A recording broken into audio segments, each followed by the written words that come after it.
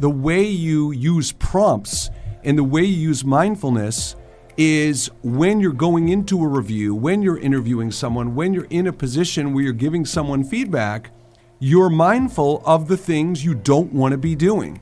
If you've listened to the show today and you're like, oh, I do that negativity bias thing, or I do that recency bias thing, then before you sit down and coach people and review people, have a little note card or a piece of paper in front of you that says, stay away from these biases. Make sure I'm conscious not to let that interfere with what I'm doing. And the beautiful part of mindfulness is you don't fail if you actually, in the middle of a review, do a negativity bias or do a central tendency bias, and you ended up doing it and it's too late and it's out there.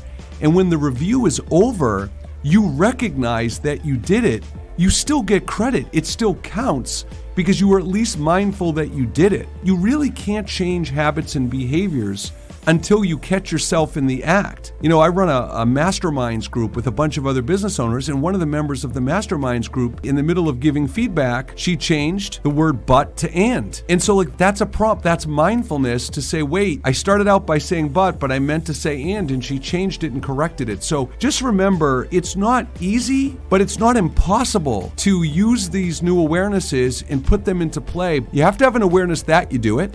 You have to recognize when you do it. And then you have to have cues and prompts to avoid doing it.